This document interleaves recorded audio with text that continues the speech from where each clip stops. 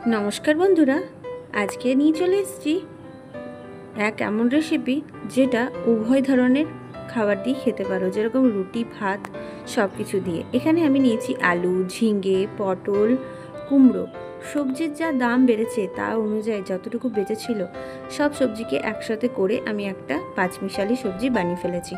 एखाने नियेछि पाँच फोड़न तार मध्य दियेछि काँचा लंका तेले तारपरे आलूगुलो डुमो डुमो करे काटा हयेछिलो ओগুলোকেও भेजे नेब एकटु लाल लाल करे ढाका दिए भेजे निते हबे। आलूटाके যতক্ষণ भाजा হয়ে যাচ্ছে ততক্ষণ বলো তোমার আমার ভিডিও তোমাদের কেমন লাগছে। ভিডিও ভালো লাগলে প্লিজ একটা লাইক করে আমার পাশে থেকো। এদিকে লাল লাল করে ভাজা হয়ে যাবার পরে আমি কিন্তু কোনো আলুগুলো তুলে রাখছি না, আমি সব সবজিগুলো একবারেই ভেজে নেব। এর মধ্যে দিয়েছি কুমড়োটাকেও ছোট ছোট করে টুকরো করেছিলাম, কুমড়োটাকেও ঢাকা দিয়ে ভালো করে ভেজে নেব।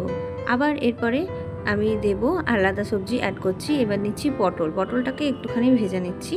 ভেজে নেওয়ার পরে আমি দিয়ে দেবো ঝিঙ্গে, দিয়ে সব সবজিগুলো ভালো করে ভেজে নিতে হবে। এখানে কিন্তু আমি আর এক্সট্রা তেল ইউজ করছি না, কম তেলের মধ্যেই কিভাবে রান্না করতে হয় সেটা আপনাদেরকে দেখিয়ে দেবো। এখানে আমি দেখো কত সুন্দর ইজি টাইপেরই রান্না করব, চটজলদি হয়ে যাবে। নিরামিষের দিনগুলো যে এই খাবারটা এত ভালো লাগবে যে এখানে এক থালা ভাত কখন যে শেষ হয়ে যাবে জানতেই পারবে না। আমি ঝিঙ্গেটাও এর সঙ্গে মিক্স করে নিয়েছি, দিয়ে ভালো করে এটাকে ঢাকা চাপা দিয়ে আবার কিছুক্ষণ 10 মিনিট রাখবো। দিয়ে এরকম করে আমি রান্নাটা করব। আমি কিন্তু এখানে জল দেব না, জলের ছিটা দিয়ে রান্নাটা করে নেব। এটা ভাজা হয়ে যাওয়ার পরে এবার দিচ্ছি নুনটা দিলাম আর চিনি দিয়েছি স্বাদ অনুসারে। নুন আর চিনি দেওয়ার পরে একটুখানি আবার ঢাকা দিলাম যাতে সবজির জলটা বের হয়। দিয়ে সবজিটা এতেই সেদ্ধ হবে, আমি কোনো জল দিচ্ছি না। আবার একটু হলুদ গুঁড়ো একটু জিরে গুঁড়ো এর মধ্যে দিয়েছি, হাফ চামচ করে আমি দিয়েছি, এখানে কিন্তু কোনো মশলা বেশি পড়বে না।